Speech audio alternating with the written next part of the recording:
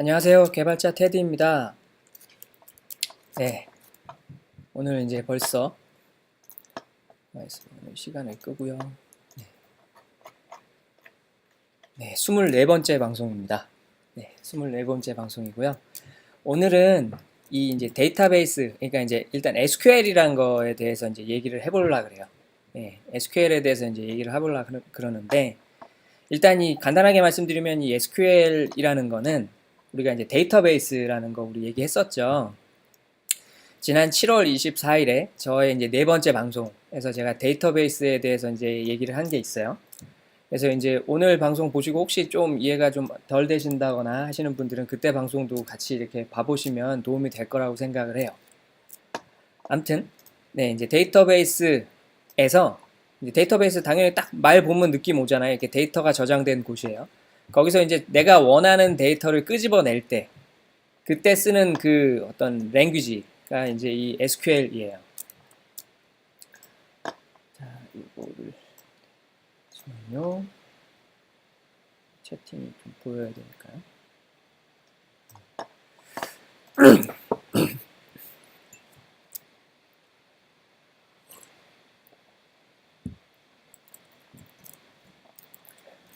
네, 이제 그래서 이제 우리가 뭔가 SQL에 대해서 간단하게 이게 SQL이 뭐다라는 거 이제 간단하게 얘기해 보고요.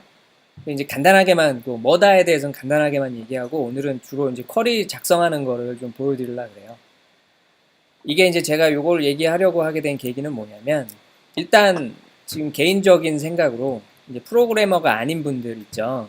프로그래머가 아닌 분들 중에서 이제 아닌 분들이 뭔가 이거는 알면 좋겠다라고 생각하는 거 중에서 실용적인 거, 당장 바로 실용적인 거, 바로 쓸모가 있는 거 그런 거 베스트 두 가지가 제가 생각했을 때는 이제 HTML하고 SQL이에요.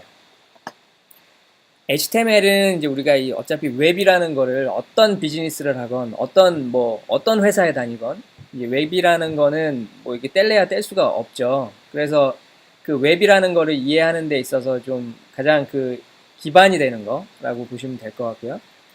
그리고 이제 SQL은 또 마찬가지로 데이터. 우리가 어느 회사를 가건 어느 환경에 가건 뭘 하건 데이터를 무시하고는 뭘 이제는 할 수가 없는 시대가 됐죠. 네. 뭐 할 수는 있죠. 근데 이제 데이터를 무시하고 하면 데이터를 분석하고 하는 것보다 훨씬 비효율적이고 했던 실수 또 하고 이런 일들이 많이 발생하겠죠.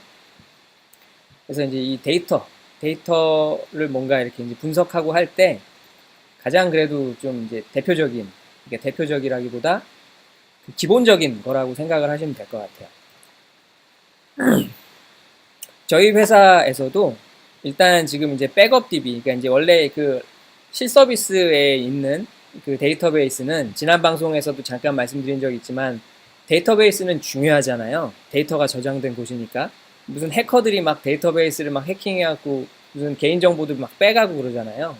그런 것 때문에 접근을 아무나 못하게 해요. 그래서 실서비스의 DB 데이터베이스는 아무나 접근 못해요. 아무튼 딱 접근할 수 있는 몇 곳만 딱 열어놔요. 근데 이제 그런 거 때문이기도 하고 그 비상시를 대비하기 위하기도 하고 그래서 뭐 이게 이제 그 각 뭐 회사마다 이런 방식은 다를 수 있는데 그 백업을 떠나요. 그래서 이제 라이브 DB를 뭐 하루에 한 번이든 하루에 몇 번이든 전체를 이제 이렇게 백업을 해서 뭔가 이제 백업 DB라는 공간에 마련해 놓고 거기에 이제 되는 거죠. 저희 같은 경우에는 매일 한 번 이제 백업을 떠요. 그렇다 보니까 이제 오늘 지금 당장 뭔가 이렇게 추가되고 있는 데이터들은 없어도 적어도 어제까지의 데이터는 백업 DB에 이제 고스란히 남아 있죠. 근데 백업 DB는 사실 뭐 공개가 좀 돼 있어도 일단 그러니까 적어도 사 내에서는 저희 DB도 이제 사 내에서만 딱 열어놨는데 사 내에서는 공개를 좀 해놔도 사실 좀 이렇게 크게 문제가 없지 않을까. 그래갖고 사실 이제 여기 사 내에서만 접속할 수 있게 해서 이제 오픈을 해놨어요. 이렇게 좀 접속할 수 있게 해놨어요. 그래서 이제 이제 직원들이 이제 관계된 분들이 직접 뭔가 이렇게 SQL문을 이용해서 쿼리를 해서 원하는 데이터를 막 이렇게 뽑아갈 수가 있는 거죠. 그래서 일예로 이제 저희 물류팀 같은 경우에는 필요할 때 원하는 정보를 직접 막 셀렉트해서 이렇게 쿼리를 해볼 수 있고요. 그러다 보니까 이제 업무 관련해서 뭔가 이렇게 대화를 할 때 이제 테이블 이름하고 그 컬럼 이름으로 이렇게 대화를 할 수가 있게 됐어요. 그래서 예를 들어 무슨 뭐 이제 주문 정보의 사용자 뭐 수신자 이름이 어쩌고 이렇게 말하거나 할 때 뭔가 그런 한글로 정해진 이름으로 할 때는 사실 그게 이제 중의적인 뜻을 가질 때, 예를 들면 무슨 뭐 비용, 그게 어떤 비용이 어떻게 다른데 뭐 이런 식으로 얘기를 할 때, 사실 그 비용이라는 거는 데이터로 저장을 할 때 여러 가지로 이렇게 저장이 될 수가 있잖아요. 어떤 거는 상품의 그 가격, 판매 가격일 수도 있고, 어떤 거는 할인 가격일 수도 있고, 어떤 거는 사용자가 결제한 금액일 수도 있고, 막 그런데, 그런 걸 우리가 얘기를 할 때 그냥 비용이라고 퉁쳐갖고 얘기하면 그게 뭘 얘기하는지 되게 헷갈릴 수 있고 막 그렇죠. 그래서 실제로 일할 때도 이게 이제 되게 예전에도 과거에 좀 불편하고 그랬었던 적이 꽤 있는데, 이런 게 이제 테이블 이름하고 컬럼 이름 갖고 그냥 바로 얘기를 하니까 오더 테이블의 프라이스 컬럼이 뭐 이러면서 이제 바로 그냥 얘기를 하게 되니까 더 명확한 거죠, 대화가. 그래서 이제 개발자 입장에서는 이게 이제 굉장히 편해요. 네. 그래서 블루팀하고 뭔가 커뮤니케이션 할 때 이런 부분들이 되게 편하고요. 그리고 이제 마케팅 팀 같은 경우에도 예를 들면 이게 요즘은 이제 타블로라는 이 데이터 분석 및 시각화 서비스가 있어요. 이런 게 이제 보통 뭐냐면 뭐 이렇게 이제 우리가 어떤 데이터를 그 서비스에다 밀어 넣으면 혹시 지금 이 방송 시청하고 계신 분도 혹시 제 목소리가 안 들리면 채팅 좀 부탁드릴게요. 그 타블로라는 서비스가 이제 데이터 분석 및 시각화 서비스인데, 네, 코드님 감사합니다. 이제 그 서비스에다 데이터를 막 밀어넣으면 원하는 어떤 리포트, 그러니까 표죠. 원하는 표 같은 거를 이렇게 이제 그 서비스 내에서 막 만들어서 볼 수 있고요. 공유도 할 수 있고요. 그리고 이제 막 시각화라는 건 뭐냐, 이렇게 이제 이쁘게 그래프도 만들어주고요. 이제 그런 걸 할 수 있는 거예요. 이제 마케팅 팀에서는 그런 게 이제 분석이 필요하다 보니까 분석을 해야 더 나은 마케팅을 할 수 있잖아요. 그러니까 이제 이런 분석이 필요하다 보니까 그런 툴을 쓰는데, 그때 이제 저희 그 백업 DB에 직접 연결을 시킨 거죠. 연결을 시켜서 할 수 있게 해줬더니, 이제 SQL문을 공부를 해서 직접 막 원하는 표를 이제 만들기 시작했어요. 그래서 이제 막 웬만한 리포트는 막 알아서 만들고, 물어볼 때도 뭐 이거 돼요 저거 돼요 이런 수준이 아니라 이제 뭐 쿼리를 보여주면서 이렇게 하면 되나요 뭐 이렇게 이제 오는 거죠. 이게 이제 이런 식으로 되다 보니까 이게 타블로 코드님, 타블로는 공짜인가요? 제가 쓰고 있는 게 아니라 이제 마케팅 팀에서 계정 생성도 다 하고 저는 그냥 연결만 해줬어요. 그래갖고 이게 뭐 공짜인지 아닌지 전 잘 모르겠어요. C3님 안녕하세요. 네. 이제 이렇게까지 되다 보니 이제 그런 생각이 드는 거죠. 이 쿼리는 사실 진짜 이건 개발자나 DBA만 할 게 아니다. 여러 사람이 하면 이제 여러모로 도움이 된다. 왜? 데이터 분석은 온갖 때에 다 이제 필요가 널려 있으니까. 지금 요 얘기죠. SQL을 알면 뭐가 좋냐. 이게 이제 데이터 분석이 중요하다는 거는 사실 여기 이렇게 써놨죠. 데이터 분석이 중요하고 앞으로는 더 중요해질 거다. 이거에 이견을 가실 수 있는 분은 아마도 없을 거라고 생각을 해요. 데이터 분석 진짜 중요하죠. 근데 이제 그리고 또 하나는 그 데이터 분석을 SQL만 가지고 하는 게 사실 아니죠. SQL 안다 그래서 데이터 분석을 다 할 수 있는 것도 아니에요. 근데 왜 SQL이 이거에 지금 저는 기본이라고 생각하냐면, 다시 지금 아랫부분에서 말씀드리겠지만, 이 SQL을 쓰는 거는 이제 관계형 데이터베이스라는 어떤 그 데이터베이스의 이제 뭐 종류 중에 하나예요.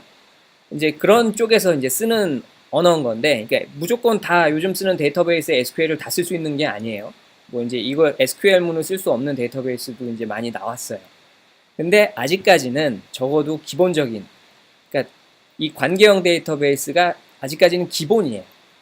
기본적으로 이제 점유율도 높고 많이 쓰여요. 그게 이제 어떤 느낌이냐면,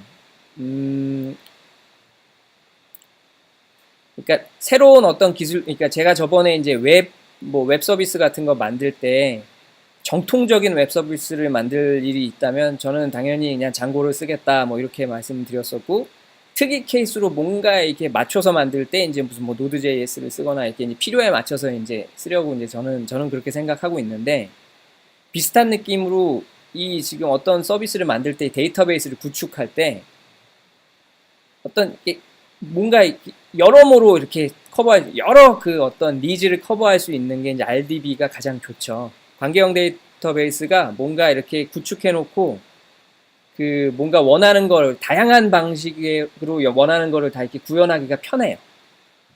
그럼에도 불구하고 그래서 관계형 데이터베이스가 그냥 절대 진리인 시절도 있었어요.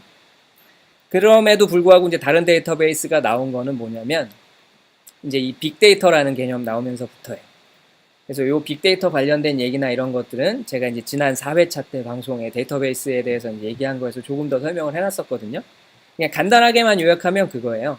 뭔가 트래픽이 굉장히 많아지고 데이터도 막 그냥 우리가 원래 이렇게 전통적인 의미에서의 데이터뿐만 아니라 뭐 온갖 데이터, 뭐 사람들의 행동 데이터, 내가 지금 어떤 페이지를 들어가서 뭘 클릭해갖고 뭐 이런 거 다 때려 넣는 그런 식으로 되다 보니까 관계형 데이터베이스가 어느 정도 이렇게 이제 한계에 다다른 거예요. 그러다 보니까 이제 그 한계를 극복하기 위한 다른 데이터베이스들이 나왔죠. 하지만 아무튼 그 뭔가 이렇게 트래픽이 너무 많아서 넘치는 수준이 되는 서비스들은 많지 않죠. 그 전까지 스타트업들이 뭔가 이렇게 차용해서 이렇게 뭔가 시작해서 뭔가 만들고 할 때는 당연히 관계형 데이터베이스를 많이 쓸 수밖에 없어요. 제일 편하니까. 얘기가 서론이 너무 길어졌어요. 아무튼 SQL은, 그래서 이제 하고 싶었던 얘기는 거기서 쓰는 게 이제 SQL인데 이 SQL을 뭐 안다는 건 단순히 어떤 그냥 기술을 안다라는 수준을 넘어서 데이터가 대충 어떤 방식으로 저장이 되고 어떤 방식으로 가져다 쓸 수 있다라는 거를 이해할 수 있다는 거죠. 그러면 이제 SQL로 뭔가 데이터베이스에 대해서 관계형 데이터베이스에 대해서 이해를 하고 나면 그 다음에 사실 다른 데이터베이스 공부를 할 때 적어도 관계형 데이터베이스를 모르고 공부한 것보다는 확실히 낫다 라고 보시는 거예요. 그래서 이게 SQL이 어떤 좀 기본이다 라고 저는 생각을 하는 거예요. 네, 서두가 길었어요. 빨리 넘어가겠습니다. 자, 그래서 이제 SQL에 대해서 간단하게만 설명을 좀 이제 그냥 필수적으로 필요하다 싶은 부분들만 간단하게 좀 말씀을 드리고자 해요. SQL에 대한 내용도 사실 막 그 구체적으로 구구절절 얘기를 하자면 사실 이것도 책 한 권이에요. 책 한 권이 뭐야? 하여튼 엄청 많아요. 근데 그냥 일단 그냥 적어도 요 정도는 알아놓으면 된다. 그 정도 수준에서 이제 얘기를 해보자면 일단 SQL 이게 딱 봐도 이제 어떤 놈의 약자잖아요. 이게 이제 뭐의 약자냐? Structured Query Language. 한글로는 구조화 지리어의 약자예요. 그러니까 뭐냐? 우리가 보통 이제 SQL에 대해서 뭔가 이렇게 얘기를 할 때 보통 현업에서는 사람들이 그냥 SQL 이런 말보다는 쿼리 짰니? 뭐 이렇게 쿼리라고 그냥 말해요. 쿼리. 그러니까 지리죠. 셀렉트 쿼리, 무슨 업데이트 쿼리, 그냥 쿼리 짠다 그래요. 근데 요게 이제 구조를 갖고 있다. 당연한 거죠, 뭐 이거는. 예, 당연한 얘기라고 생각해요. 뭔가 이렇게 셀렉트 하려면 뭐 원하는 게 뭐고 셀렉트해서 어떤 값을 얻어오고 싶은데 조건은 뭘 넣어야 되고 어디에서 갖고 와야 되고 뭐 이런 거를 이제 다 그 랭귀지 안에 언어 안에 넣어야 되잖아요. 그러니까 구문 안에 만들어진 구문 안에 넣어야 되니까 당연히 구조를 가져야죠. 그래서 이제 Structured Query Language고 이거를 우리가 SQL이라고 한다. 라고 보시면 돼요. 자, 그래서 이제 아까 다 설명한 거긴 하지만 다시 좀 더 설명을 해보자면 그래서 SQL이 뭐야? 관계형 데이터베이스, RDB라고 이제 줄여서 얘기를 하는데 관계형 데이터베이스에서 데이터를 추가하거나 읽거나 갱신하거나 업데이트죠. 갱신하거나 삭제하는 그럴 때 사용하는 거 그게 이제 SQL. 사실 추가, 읽기, 갱신, 삭제 다죠 뭐. 예. 데이터베이스 이거 말고 뭐가 있을까요? 예. 다예요. 요거를 이제 한다는 거고요. 그래서 조금 더 이제 구분해서 얘기를 해보자면 먼저 이제 뭔가 그 데이터를 담기 위한 테이블이 있어야겠죠. 네, 네, 코드님, DDL, DML, 예, 뭔가 데이터를 정의하는 언어, 뭐 모디파이하는 언어, 뭐 이런 건데 이제 그렇게 얘기하면 너무 어려울 것 같아서 그 얘기는 뺄라 그래요. 네. 일단 뭔가 그리고 이제 여기서 먼저 설명을 좀 드려야 될 것 같은데 이게 여기서 지금 다시 말씀드리겠지만 데이터베이스, 관계형 데이터베이스에서 뭔가 이렇게 데이터를 만들어내는 거, 테이블을 생성하고 데이터를 추가하고 하는 게 엑셀에서 표 만들어 넣는 거하고 되게 비슷해요. 엑셀에서 표 만들어 넣는 거랑 되게 비슷해서 예를 들어 엑셀에서 우리가 어떤 내용을 표로 정리하려 그러면 일단 표를 하나 만들어야 되죠. 표의 왁구를 만들어야 되잖아요. 프레임을 이렇게 딱 만들고 컬럼 이름 같은 거 막 정하고 뭐 이렇게 이제 해놓죠. 그런 다음에 이제 어떤 레코드들, 데이터들을 이제 하나씩 하나씩 한 줄 한 줄 넣는 거잖아요. 이 이제 RDB에서 그런 어떤 표를 의미하는 게 테이블이에요. 그래서 이제 테이블을 먼저 생성을 해야 되는, 표를 하나 만들어 놔야 그 다음에 그 표에다가 이제 내용을 집어넣잖아요. 그죠? 그래서 이제 테이블을 생성해. 그래서 그 구문이 대충 이런 형태를 갖는다라고 이제 인 거예요. 그래서 이렇게 생겨 먹었어요. create table. 나는 테이블을 생성할 거다. 이름은 뭐로 테이블명을 지정하고 그 다음에 괄호로 열고 닫고 한 다음에 그 괄호 안에는 생성할 컬럼들에 대한 정의. 좀 이따가 이제 그 실습을 할 때 이제 쭉 보실 거예요. 그리고 이제 그 가로 밖에서는 이 테이블 자체에 대한 속성, 뭐 이런 가지가 있어요. 무슨 캐릭터 셋, 이게 뭐 한글을 뭐 표현하네 마네 뭐 어쩌고 이렇게 이제 뭐 그런 것들, 어떤 뭐 데이터베이스의 속성을 쓰네 뭐 이런 것들이 정의되는데 사실 뭐 크게 아실 필요 없어요. 잘 안 쓸 거예요. 그렇게 해서 테이블을 만들었으면 이제 데이터를 밀어 넣어야죠. 그게 삽입, 인서트예요. 인서트 인투 어디다가 넣어줘. 테이블명, 이 테이블에다가 넣어줘인 거고. 그래서 이제 어떤 값들을 넣겠다 해갖고 이제 첫 번째 괄호에다 이제 컬럼들을 명시하고요. 그다음에 values 해갖고 값들을 명시해줘요. 그러면은 어떤 컬럼들에 어떤 값들을 이렇게 딱 매칭해가지고 이제 거기다가 집어 넣는 거죠. 그리고 이제 그렇게 추가를 했으면 읽어야죠. 예, 그래갖고 이제 읽을 때는 select 구문이 있어요. 그래서 select 가져오세요. 뭐를 컬럼들을 어디서 from 절 있어요. from 어디에서 이 테이블들에서 where 뒤에 이제 조건이 나와요. 그래갖고 이제 조건들이 이렇게 붙고 그 where 조건 이외에도 이제 뭔가 필터링에 필요한 다른 어떤 이제 키워드들이 있어요. 정렬하거나 오더 바이 정렬을 하거나 그룹 바이 그룹핑을 하거나 이런 것도 지금 이렇게 이미 아시는 분들이야 뭐 아시겠지만 이제 모르시는 분들은 이렇게만 얘기하면 되게 헷갈리실 거예요. 그래서 그거는 좀 이따가 직접 작성해 보면서 이제 볼까 해요. 그렇게 읽다 보면 이제 뭔가 정보를 수정하고 싶을 수 있죠. 네, 그래서 수정할 때는 업데이트 키워드를 써요. 그래서 업데이트 테이블명 어디를 업데이트 하겠다. 뭐를 set 변경할 컬럼과 값. 요걸 이제 이퀄로 이렇게 연결하는데 무슨 뭐 컬럼 이름이 뭐 프라이스다 그러면 프라이스는 만 뭐 이런 식으로 이제 이퀄을 넣어서 이제 지정을 하고요. 그 다음에 셀렉트 할 때랑 똑같아요. where 뒤에 조건을 붙여요. 어떤 테이블에 있는 모든 값을 바꿀 게 아니잖아요. 어떤 조건에 해당하는 애만 바꿀 거니까 이제 그 조건을 여기 써줘야겠죠. where절에. 그렇게 하다 보면 이제 필요 없는 데이터가 생길 수 있죠. 잘못된 데이터거나 그런 애들은 이제 지워야죠. 지워야 되니까 이제 delete. 그래서 delete가 이제 지우다는 뜻이죠. delete from 테이블 어디에 있는 걸 지워줘. 이것도 이제 이렇게만 쓰면 다 지워져요. 그래서 업데이트나 딜리트는 진짜 조심해야 돼요. 웨어저를 꼭 써줘야 되는데 요거 잘못 써가지고 이렇게 이제 실수 나면 막 이제 장애 나는 거죠. 서비스에서 장애 난 경우들 종종 봤습니다. 이게 뭐야 선수들이 그런 실수 하겠어 하지만 실수해요. 장애 종종 나더라고요. 되게 조심해야 돼요. 그리고 웬만하면 사실 그 이런 업데이트나 딜리트 이런 것들은 그 쿼리를 직접 날려서 이제 잘 안 해요. 현업에서는 사고가 날 수 있으니까 이제 보통 이게 이제 프로그램을 짜서 거기에서 이렇게 다 검증된 애들만 실행할 수 있게 하죠. 근데 아무튼 이것도 이제 이런 게 있다는 거고요. 그래서 여기 웨어 조건 붙여야 되고요. 요거예요, 요거. 테이블 생성하고 데이터를 추가하고 읽고 갱신하고 삭제하고 이게 다죠, 뭐. 딴 게 뭐가 있겠습니까? 네, 코드님 웨어절 없는 업데이트 한방. 네, 네, 그거 뭐 제가 아는 형님들도 실수하신 분들 있고요. 네, 중요하죠.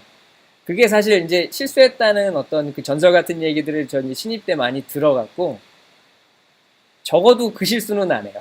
웨어절 안 넣어서 뭔가 이렇게 날리는 실수는 여태까지 한 번도 안 했어요. 그 사례를 듣고 겁을 많이 주셔서 그분들이. 이게 진짜 큰일 나요, 이거 잘못하면. 네. 아무튼 예, 그렇습니다. 그래서 이제 아까도 말씀드렸지만 엑셀에 이제 데이터들 정리할 때하고 매우 유사한 거예요. 표 만들어서 내용 넣는 거죠. 네.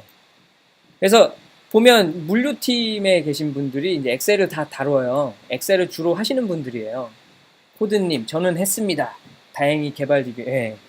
저 이렇게 한 번씩 하신 분들, 저 코드님 같은 이제 형님들이 저한테 얘기를 해주면서 막 이렇게 겁을 주니까 이제 저는 이제 안 했죠. 예. 조심을 많이 했었죠. 근데 이제 아무튼 그 물류팀에서는 엑셀을 많이 쓰시는데, 그러다 보니까 사실 SQL도 한 번에 그냥 배우시더라고요. 되게 금방 배우시더라고요. 그래서 이제 이게 아무튼 비슷하다는 걸 그때 이제 더 크게 느꼈었죠. 조금 더 설명을 하자면, 엑셀의 표를 만들 때 우리가 이제 열이라 그러죠. 행과 열 이제 구분 다들 하시죠. 열은 이렇게 위쪽에 붙어갖고 A, B, C, D 이렇게 있는 게 열. 그게 각각 이게 이제 그 줄들, 상하로 뻗은 줄들이죠. 이렇게 세로 줄들. 그게 이제 열을 의미하는 거고요. 행은 반대로 이제 좌측에 그 1, 2, 3, 4, 5 쭉 이렇게 내려가죠. 그게 이제 이렇게 가로로 이렇게 이제 딱딱 값들이 이렇게 들어가잖아요. 그게 이제 행이죠. 그래서 그 열에는 값의 속성, 그러니까 예를 들면 주문으로 치면은 뭐 주문 번호, 상품명, 주문 수량 뭐 이런 어떤 속성들이 들어가는 거고요. 행에는 그 이제 데이터, 하나의 데이터에 대한 레코드가 이제 들어가는 거죠. 그러니까 이제 예를 들면 하나의 주문이다 그러면은 주문 번호 5, 무슨 주문 번호 1, 2, 3의 상품명은 무슨 뭐 분유, 주문 수량은 2개, 뭐 이렇게 요 한 세트, 요 한 레코드가 이제 들어가는 거죠. 그 행에. 그게 이제 직접 이제 엑셀에서 보여드리고자 했는데 지금 일단 실습할 거니까 그냥 대충 아시겠죠? 이건 뭐 사실 굳이 보여드리지 않아도 이제 아실 것 같은데. 네, C3님 컬럼의 값이 모두 같은 값이 되는 건가 봐요. 아니죠. 이건 보여드리는 게 낫겠다. 네, 엑셀을 열어서요.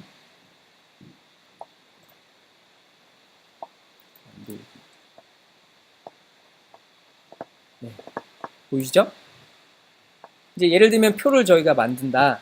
그러면 여기 이제 시트 이름에다가 무슨 뭐 시트 이름 이거 뭐 할게요. 시트 이름 이거 주문이라고 치면 여기에 이제 예를 들어 주문 번호 그 상품명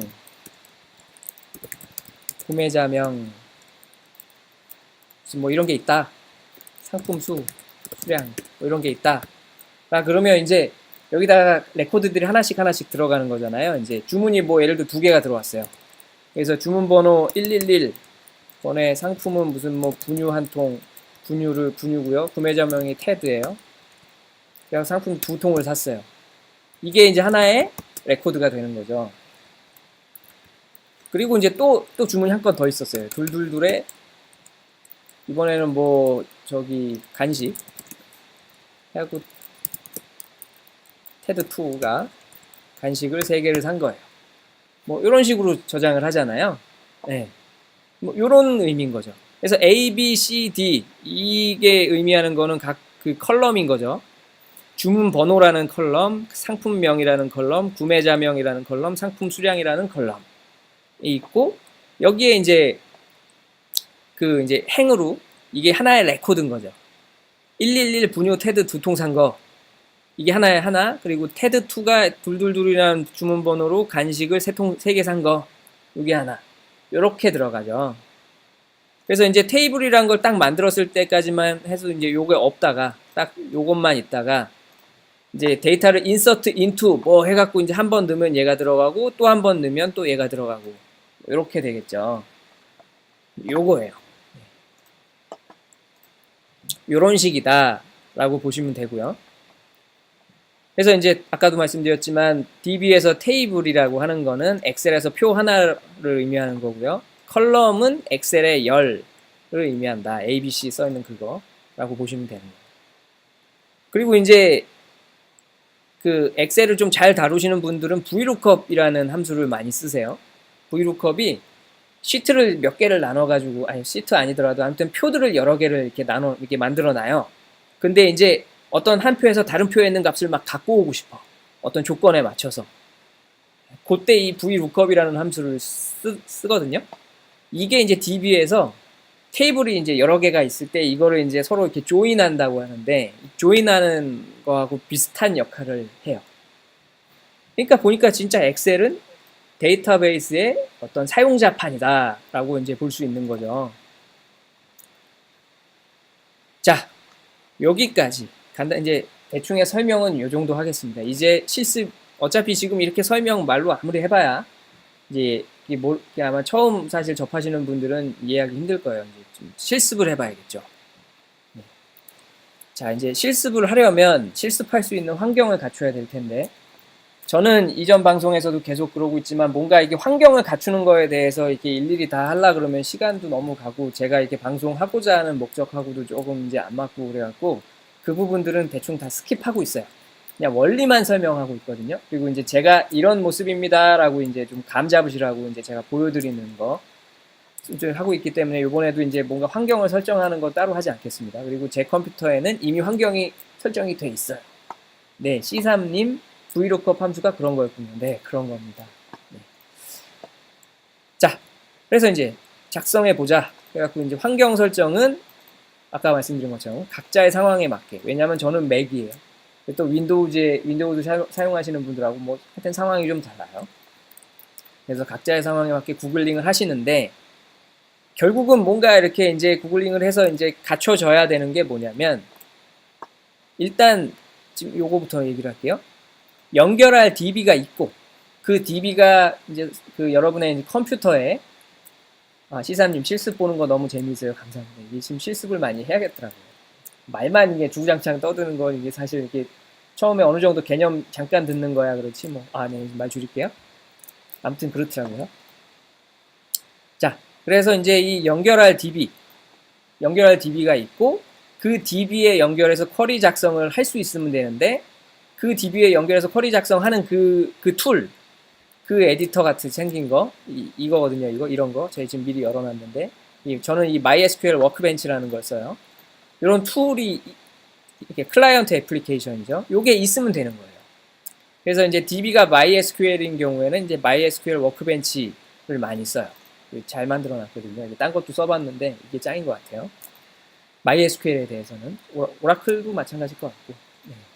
아무튼 지금 제가 오라클 MySQL 얘기한 거는 그 데이터베이스 시스템 DBMS의 종류예요. 이것도 사실 이제 데이터베이스 제가 4회차 때 방송한 거 거기에 이제 좀 자세히 얘기했으니까 그거 한번 봐보시면 좋을 것 같아요. 아무튼 그러한데 이제 이 연결할 DB라는 거는 여러분의 컴퓨터에 직접 설치해서 그냥 컴퓨터에 설치된 DB일 수도 있고, 그러니까 데이터베이스라는 게 너무 뭐 이렇게 너무 대단한 거라고 생각하실 필요가 없어요. 데이터베이스라는 게 나오기 전에 그냥 우리가 컴퓨터 같은 데다가 컴퓨터 같은 기계에다가 파일로 저장하던 거를 파일로 저장을 했더니 막 이렇게 뭔가 원하는 데이터를 가져다 쓰고 어쩌고 할 때 불편했던 거예요. 그래서 그럼 저장을 할 때부터 좀 구조화를 해서 이렇게 잘 저장을 해놓으면 갖다 쓸 때도 편하겠지라고 해서 나온 게 데이터베이스인 거죠.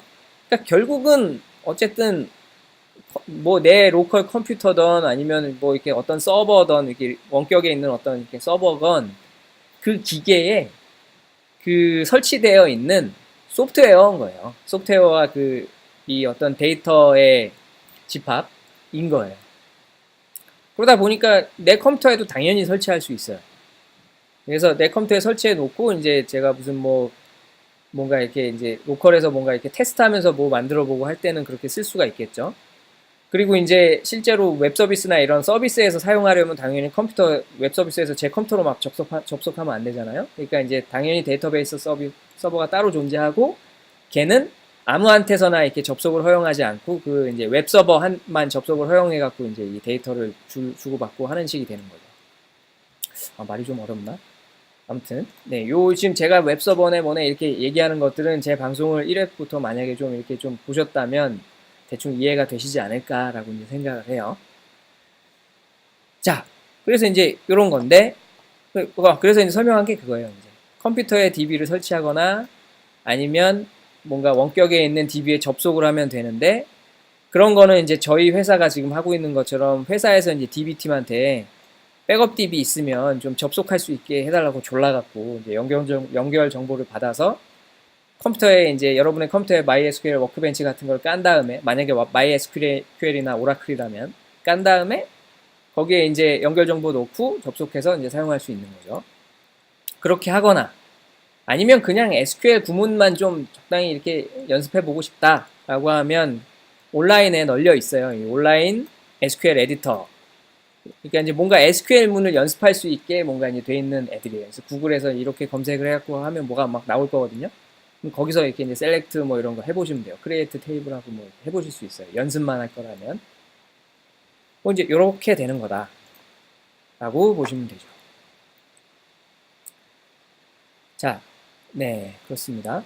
그래서 이제 사전 준비는 이런 식으로 이제 해놓고 이제 됐다 치면 이제 저는 저희 회사의 그 백업 DB에 연결을 해놓은 요 워크벤치가 이렇게 준비가 돼 있어요. 네, 그렇죠. 그래서 이제 요건 지금 이제 저희 백업 DB에 이제 연결이 돼 있으니까 여기서 바로 이제 뭔가 구문을 날려서 테이블을 생성하고 할 수 있죠. 자, 그러면 이제 우리가 이제 뭘 해볼까요? 네, 이제 뭘 해볼까 했을 때 이제 제가 이렇게 이제 뭐 해볼까 하다가 이제 생각해 본 거는 얘네예요. 뭔가 이제 우리가 그 주문이 일어나면, 그러니까 이제 뭔가 사용자들이 쇼핑몰에서 뭐 상품을 구매하는 어떤 요때 그 상품을 구매한 거에 대한 정보를 어떻게 저장할 거냐. 요거를 그냥 간단하게 그냥 이렇게 그냥 개념만 몇 개만 넣어가지고 한번 이렇게 이제 실습만 해보는 거죠. 자, 그래서 이제 저는 어떤 테이블을 만들 생각이냐면 이 상품이라는 이제 아이템이라는 이름으로 이제 상품 테이블을 하나 만들고 그다음 오더라는 이름으로 이제 주문 테이블을 만들고 그다음에 이제 오더 아이템이라는 이름으로 주문 상품이라는 테이블을 만들려고 그래요. 근데 이제 요거를 만들겠다라고 해서 요걸 실습해 보기 전에 왜 쓸데없이 이렇게 뭔가 테이블이 이렇게 많냐? 뭐 주문 정보 저장하는데 뭐하러 이렇게 많은 테이블을 생성을 하냐라는 이제 의구심을 가질 수 있죠. 그래서 그거를 이제 해소하기 위해서 먼저 설명을 좀 드리려고 하는데 우리가 이런 어떤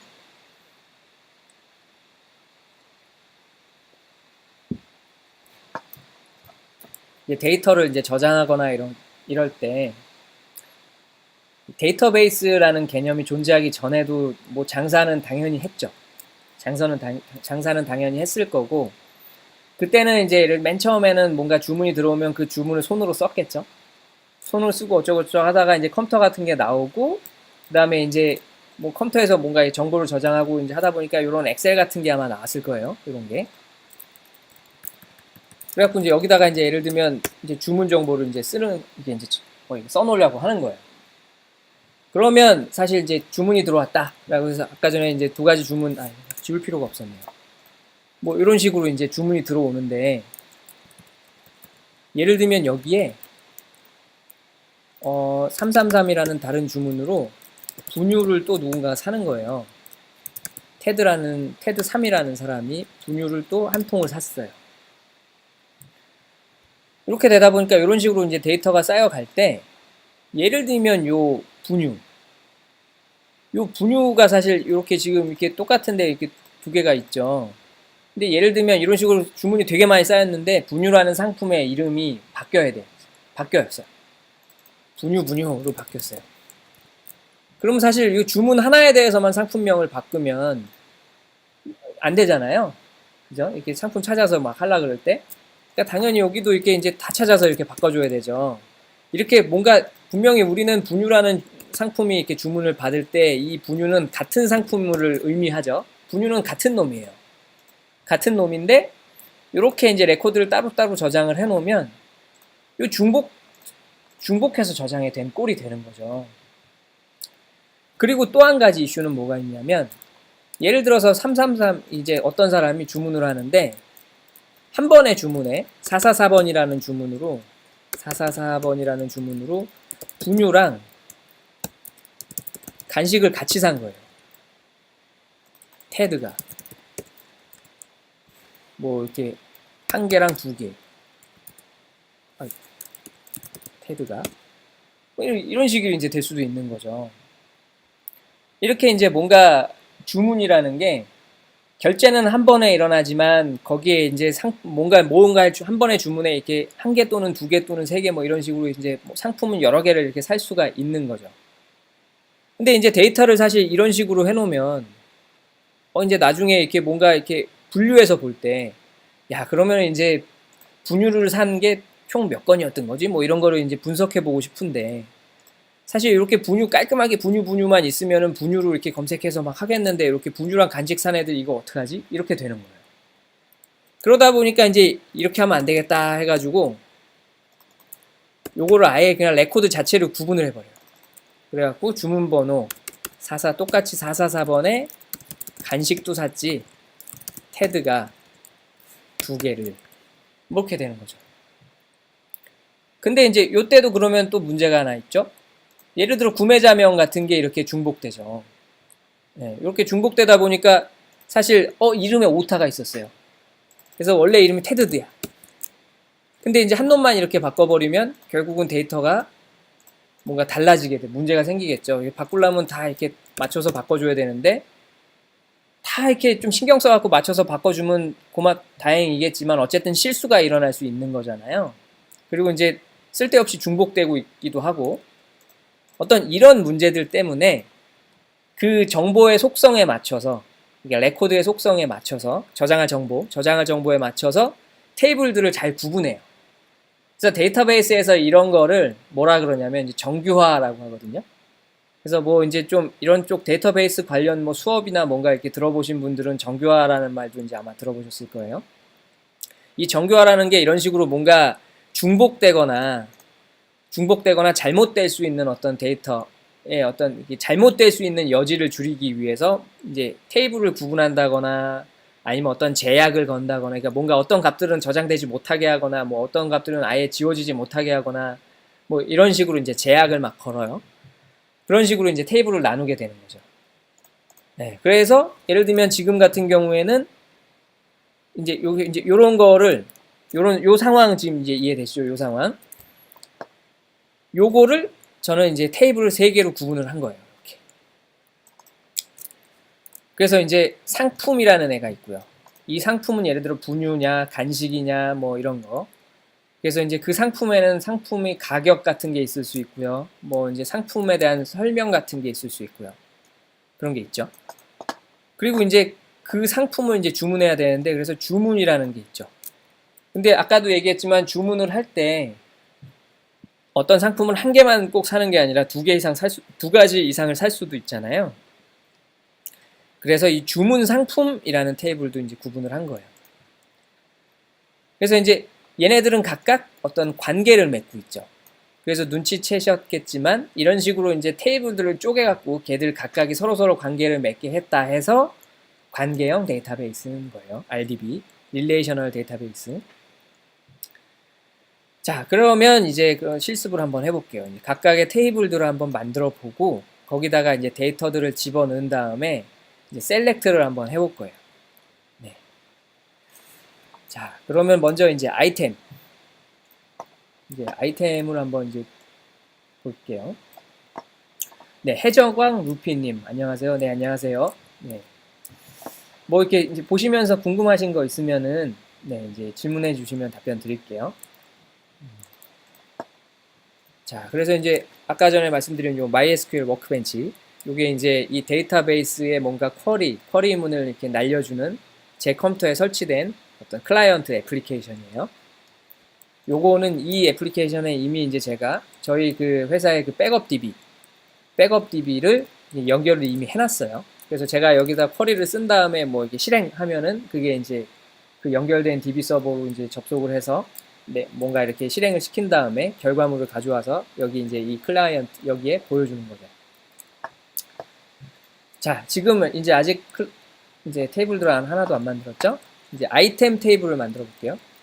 제가 이제 아이템 테이블에는 그 아이템의 이름하고 가격하고 설명 정도가 이제 들어간다라고 이제 정의를 할까 해요. 그래서 이제 아까 전에 잠깐 설명드린 테이블을 만들어야 돼요. 그래서 create table 하고 이제 아이템이라는 이름으로 만들 거고요. 이렇게 이제 가로 안에 속성에 대해서 이제 써주면 되는 거죠. 그리고 이제 여기서 또 한 가지. 기본적으로 이제 데이터베이스는, 이게 데이터베이스에서는 보통이라기보다 거의 그 각 테이블들이 일단 기본적인 그 기본 키, 그러니까 ID라는 값을 가져요. 숫자로 된 거. 그래서 뭔가 이제 레코드가 쌓이면 그때마다 이제 일씩 증가해가지고, 뭐 일씩 증가하든 설정하기 나름인데, 아무튼 그 유니크한 그 값을 줘요. 그러니까 ID를 줘요. 그 아이디는 예를 들어 그러니까 예를 들어 주문이다라고 하면 보통 우리가 주문이면 주문 번호를 이제 그 키로 쓰잖아요.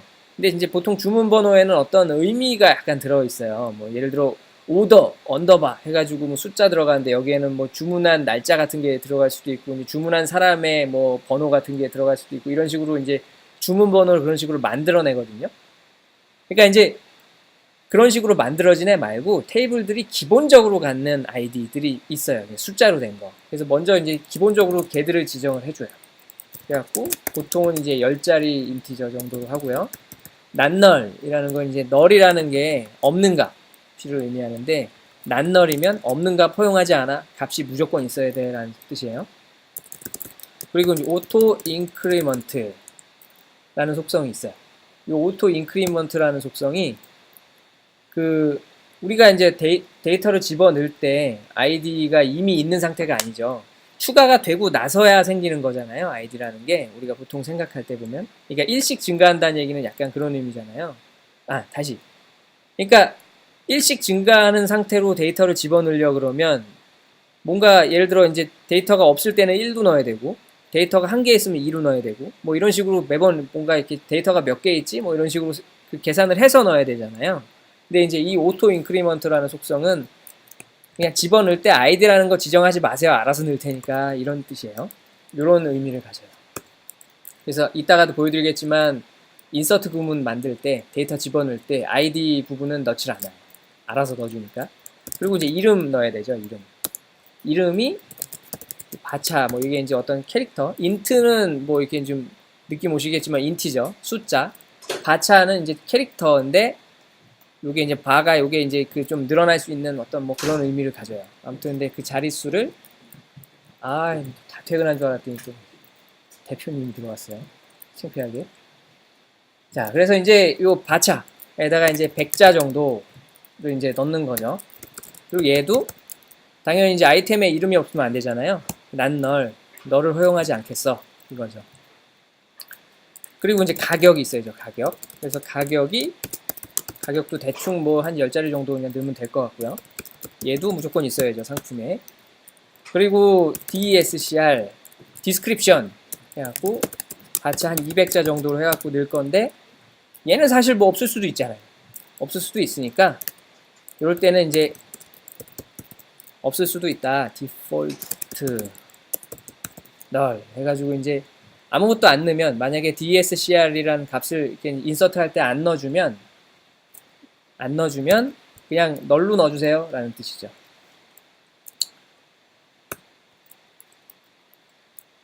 자, 해적왕 루피님 MVAR 차하고 바차 차이점이 뭔가요? 이따 끝나고 설명 좀 부탁드립니다.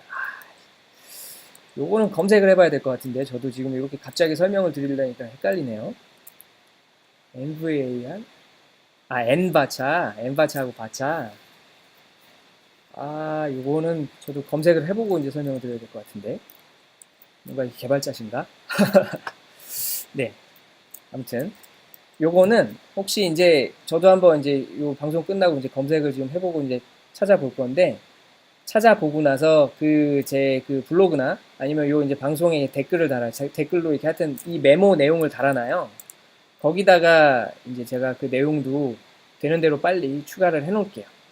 이게 아무래도 이 N바차하고 바차 차이점을 알려달라고 하시는 이유는 대충 검색해서는 바로 이해되지 않게 설명이 돼 있으니까겠죠? 저도 한번 찾아보고 다시 한번 이제 그걸 한번 설명을 한번 써보겠습니다. 그리고 이게 좀 글로 좀 쓸만하다 싶으면 아싸리 그냥 블로그에다 따로 이제 글을 하나 써서 공유 드리든가 할게요. 네, 그리고 이제 DSCR, 디스크립션 설명이죠. 그리고 나서 이제 프라이머시 키, 요 이제 ID라고 하는 거를 요거를 이 테이블한테 알려주는 거예요. 얘가 id 필드가 프라이머리 키예요. 기본 키예요. 이런 건데 사실 이 프라이머리 키, 포린 키 이런 개념이 있어요. 데이터베이스에.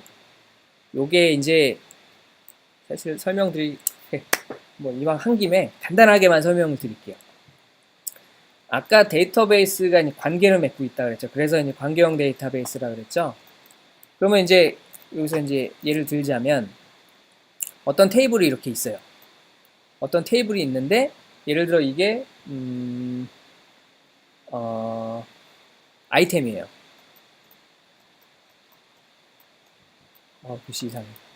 아이템이라는 테이블에 이제 id라는 컬럼이 있어요. 네? 요 이제 아이템이라는 테이블에 이제 id는 이제 기본 키라고 해서 아까 전에 말씀드린 것처럼 테이블이 그냥 기본적으로 갖고 있는 키, 말 그대로죠. 이거는 그래서 이제 뭔가 데이터를 추가하면 일씩 증가되면서 아무튼 뭔가 테이블의 그 유니크함, 그러니까 그 각 레코드를 완벽하게 구분할 수 있는 숫자인 거예요. 그런 게 있는데 요걸로 이제 구분을 하고, 왜냐면 이런 존재가 없으면 혹시라도 이제 뭔가 데이터를 추가하다가 같은 데이터가 막 추가되고 했을 때 그 각각의 데이터를 구분할 방법이 없는 거예요. 예를 들면 값은 다 같더라도 다른 데이터일 수 있잖아요. 그러니까는 같은 값이 2번 들어갔지만 이거는 오늘, 이거는 어제 뭐 이런 식으로 다른 거일 수 있잖아요. 근데 그 중에 예를 들어 어제 거에 예를 들어 뭐 어떤 값을 바꾸고 싶어.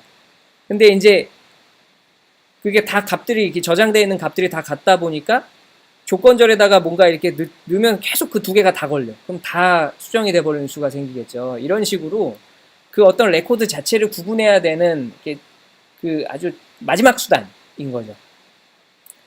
그게 이제 될 수 있는 거예요. 그래서 이제 이거는 보통 테이블들은 다 요 ID 값을 그냥 기본적으로 거의 다 그냥 갖는다. 지정을 보통은 다 해준다라고 생각을 해주시면 되고요. 이게 이제 예를 들어 이제 오더 아이템. 우리가 오더 아이템. 이게 좀 그런데. 오더 아이템이라는 거는 이제 아까 전에 주문 상품인 거예요. 어떤 주문을 할 때 이 상품을 주문했다라고 해서 이제 오더하고 같이 관계되어 있는 건데 상품을 지정해 놔야 되는 상황인 거죠. 그러면 이제 얘도 이제 기본적으로 이게 하나의 테이블이니까 ID 필드를 가져요. ID 컬럼을 이제 기본 키로 이렇게 있는데 얘 둘이 예를 들면 관계를 해야 되는 거예요. 얘 둘이 관계를 해야 되는 건데 이게 이제 이 아이템 하나가 여러 개의 오더 아이템에 이제 들어갈 수 있죠. 왜냐면 아이템, 예를 들어 1번 아이템, 뭐 아까 전에 이제 뭐 그 분유 하나를 해놨어. 분유 하나를 해놨는데, 분유라는 상품은 하나지만, 주문은 여러 개가 들어갈 수가 있잖아요. A라는 사람이 분유 사고, B라는 사람이 분유 사고, C라는 사람이 분유 사고, 다 데이터로 들어가게 되면 분유가 여러 개가 되겠죠. 그래서 이렇게 아이템 하나가 여러 개의 오더 아이템에 이제 들어갈 수 있는 관계가 되는데, 이런 걸 보통 우리가 이제 1대 다 관계다 뭐 이런 식으로 이제 표현을 해요. 이렇게 이제 관계가 맺어질 수 있어요. 근데 이런 관계를 맺어주게 하려 그러면 어떻게 하면 되냐면, 요 오더 아이템이라는 애가 아이템의 ID 값을 갖고 있으면 되는 거죠. 그러면 이게 어떤 의미가 되냐면, 지금 이렇게 이제 테이블을 이렇게 표로서 이게 어떤 우리가 보통 사용하는 어떤 그 표현법으로는 이렇게 이제 1대다 관계다 해갖고 이렇게 하는데 이거를 좀 다르게 표현하면 그렇게 되는 거예요. 빨리 줘주세요. 네. 상품 하나가 여러 개의 주문을 가질 수 있죠. 주문, 그 얘기는 뭐냐면 관계를 맺을 때 주문이 이 상품을 바라보고 있으면 되는 거죠. 요렇게 가면 된다. 그러면 요 주문 하나하나가 이 지금 상품이 뭔지를 지정하고 있으면 되니까. 요게 반대로는 안 되나요? 라고 생각하실 수 있어요. 이렇게 생각하실 수 있는데 그림으로는 사실 안 될 게 없죠. 그림으로는 안 될 게 없는데 이거를 사실 실제로 이제 데이터에서 이제 하려 그러면 어떻게 해야 되지? 잠깐만 생각해 보시면 안 되는구나 알 수 있어요. 이 하나가 이 세 개를 가리키려면 당연히 이 하나의 데이터에서 요 오더가 이게 예를 들어 이게 1번 오더, 2번 오더, 뭐 3번 오더라 그러면 1, 2, 3을 한꺼번에 가져야 되잖아요. 근데 아까 전에 우리가 잠깐 엑셀에서 보여드렸지만 이런 식으로는 안 한다는 거죠. 네. 그냥 어떤 컬럼, 어떤 레코드의 어떤 컬럼에는 값이 하나만 존재하게 가는 거예요. 그래야 뭔가 이게 뭔가 우리가 원하는 데이터를 필터 해갖고 찾아내고 어쩌고 할 때 할 수 있으니까. 이렇게 컴마로 막 들어가 있고 이러면 사실 이게 1로 찾고 싶은데 1, 2, 3이면 1이 아니잖아요. 막 이런 식으로 이상해지니까. 그래서 이렇게 하는 거예요. 그래서 이렇게 반대로 가는 거죠. 이렇게 바라보게. 이런 식으로 해서 바라본다는 얘기는 이 값이 뭔지, 이 값의 아이디를 갖고 있게 하는 식. 요런 식이다 라고 보시면 돼요. 그래서 이제 이 오더 아이템이 있는데 이게 이제 사실 그래서 오더하고 오더 아이템은 구분 안 하고 그냥 이렇게 쭉 그냥 오더 아이템 하나에다가 이렇게 주문 번호 같은 거 이렇게 다 넣을 수도 있을 텐데 주문 이름이나 뭐 주문 번호나 뭐 이런 거 다 넣을 수도 있을 텐데 그러면 또 중복될 거잖아요. 오더 아이템이 두 가지 이상일 때. 그래서 또 이제 오더도 이렇게 이제 분리를 해놔요. 그래서 일단 테이블을 그리기 전에 미리 요 관계를 말씀드리면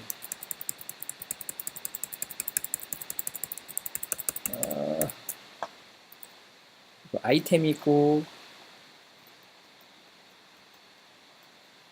네, 해적왕 루피님. 그럼 보통 바차 한글 데이터가 있을 때 많이 쓰나요? 예, 저는 그냥 다 이제 지금 바차로 쓰고 있어요. 간단히 하면 바차는 한글을 2바이트로 M바차는 한글도 네. 네, 그래서 저는 이해가 안 가서 바차로 많이 씁니다. 예, 저도 그냥 사실 M바차라는 걸 아예 생각조차 하지 않고 그냥 당연히 바차로 쓰고 있었어요. 솔직히 말씀드리면.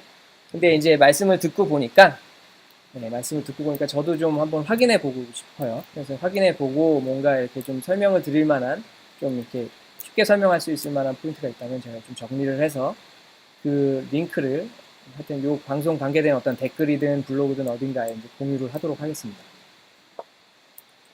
자, 아무튼 이제 아이템 테이블이 있고요. 그 다음에 이제 오더 아이템. 이게 이렇게 하려니까 되게 불편하네. 오더 아이템이 있고요. 그 다음에 이제 예를 들면 오더 테이블이 있는 거예요. 힘들어. 그러면 이제 오더하고 오더 아이템 관계는 오더 아이템이 오더를 바라봐요. 이렇게. 그래갖고 오더 아이템 여러 개가 오더의 아이디를 갖고 있게 돼 있는 거죠. 그래서 오더하고 오더 아이템의 관계는 1대 다. 왜냐면 얘가 얘를 바라보고 있으니까 얘 하나에 얘 여러 개가 있을 수 있는 상황이죠. 그리고 이제 아이템하고 오더 아이템의 관계는 아이템 하나가 오더 아이템 여러 개 가질 수 있죠. 그래서 이렇게 되는 거죠.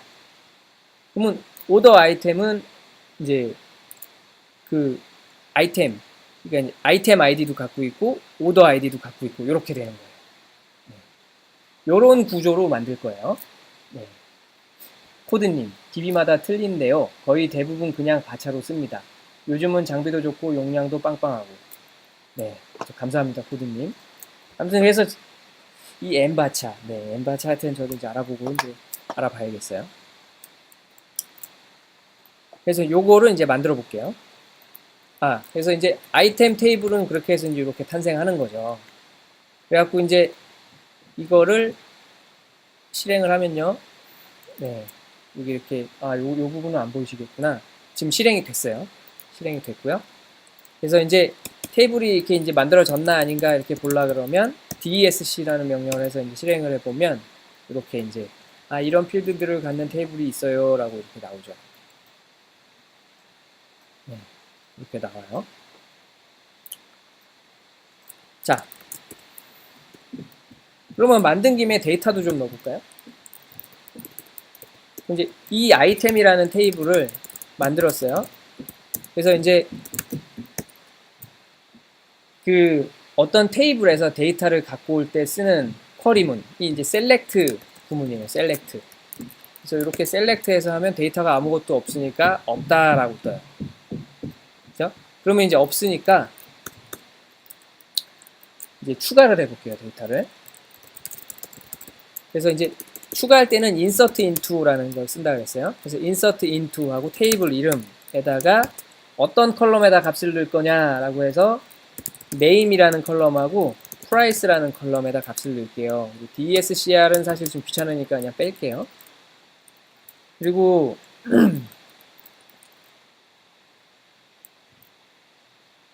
자, 네. 해적왕 루피님, 네, 감사합니다. 네. C3님, 상품 테이블의 아이디는 프라이머리 키가 되고, 오더 아이템 테이블에서는 상품 테이블의 아이디를 포린 키로 사용하는 건가 봐요. 아, 네, C3님.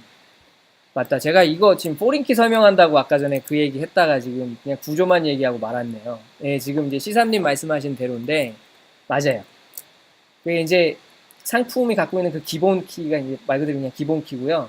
아까 전에 관계를 맺고 나서 이렇게 관계 맺을 때 이제 바라보는 입장에서 그 상대 그 테이블의 키를 제가 이제 갖고 있게 한다 그랬잖아요. 그런 거를 보통 이제 포린 키로서 이렇게 이제 지정을 해놔요. 사실 포린 키를 꼭 해놔야만 무슨 뭐 꼭 데이터를 저장할 수 있고 그런 거는 아닌데, 이게 이제 아까 전에 말씀드린 것처럼 그 데이터베이스에서 어떤 제약을 걸고 하는 거죠. 그러니까 예를 들어 그런 식인 거예요. 어떤 뭐 프라이머리 키다, 포린 키다 이런 거 어떤 속성을 안정해 놓으면 그냥 뭐 관계 맺고 어쩌고 하는 거는 할 수 있는데, 저장되거나 할 때 포린 키, 그러니까 이제 상대방 테이블에 없는 키 값을 가지고 저장을 하려 그러는데, 사실 이게 오타 같은 경우 오타가 나서 이렇게 잘못 저장될 수도 있잖아요.